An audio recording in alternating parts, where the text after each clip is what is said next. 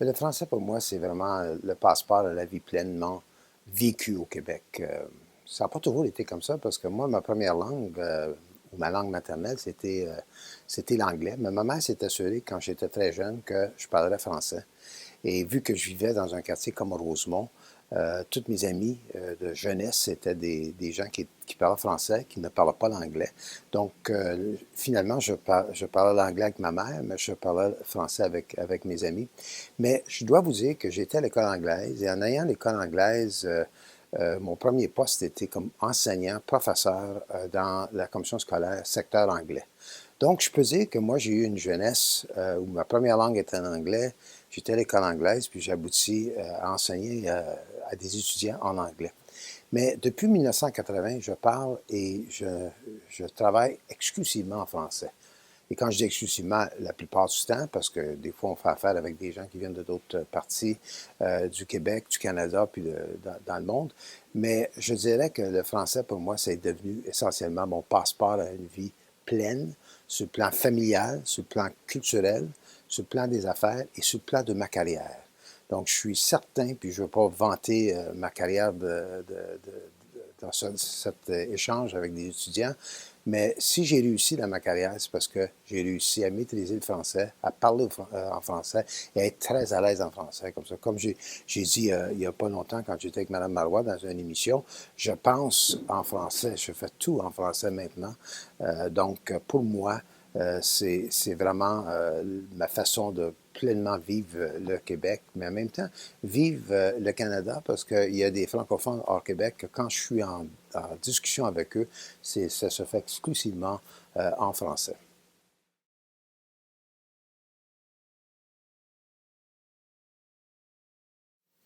Ben, c'était très important dans mon quotidien professionnel, dans le sens que mon travail, la langue de travail à l'entreprise où je suis en ce moment, puis je suis avec les relations publiques nationales, ça se fait exclusivement en français.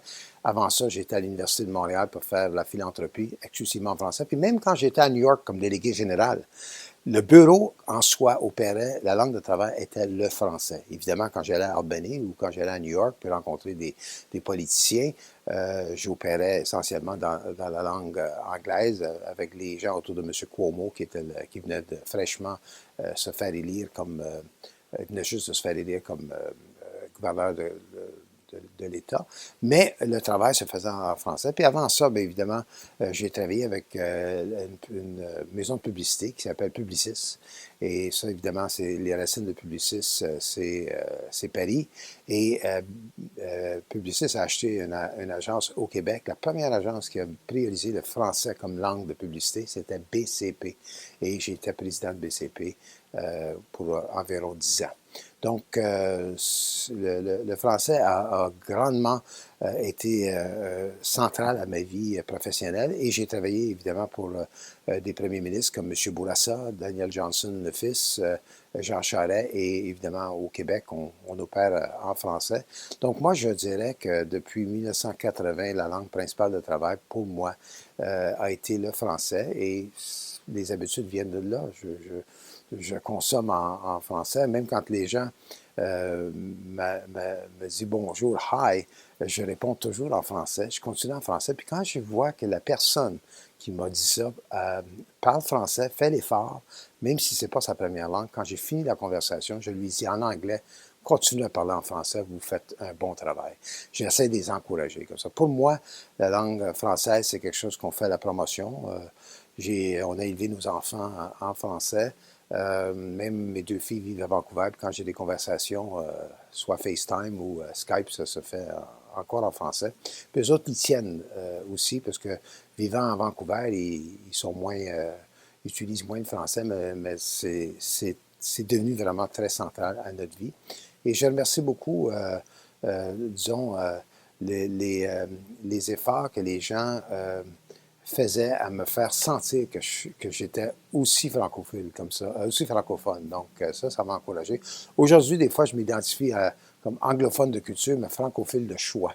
Et donc, moi, j'encourage les jeunes, surtout quand c'est des parents qui viennent de d'autres pays, d'encourager leurs enfants de maîtriser le français, d'en faire la langue non seulement commune, mais prioritaire pour eux. Et si je me cite comme exemple, ça m'a sûrement aidé beaucoup.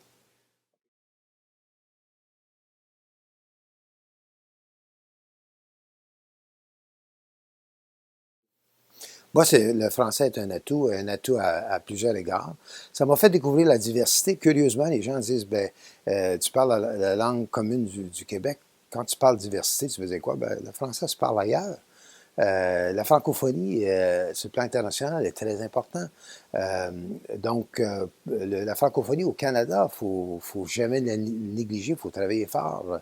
Là, je suis associé à supporter les efforts de l'Université Ontario français de Toronto, parce que je trouve que c'est important avec l'immigration qui vient de pays francophones, qui ne s'installent pas exclusivement au Québec ou exclusivement à Montréal. Il y en a qui s'en vont de plus en plus vers Toronto. On me dit qu'il va y avoir plus de francophones à Toronto qu'il y a de francophones à Ottawa. Le jour que ça devient une réalité, ça veut dire que le français, il gagne. Comme ça, moi, je vois ça non seulement comme un atout, mais comme une opportunité pour vivre pleinement la réalité. Puis surtout à l'intérieur du Québec, les possibilités sont très grandes. Et, euh, et donc, moi, j'encourage beaucoup les jeunes non seulement de parler, mais de perfectionner, de vivre en français.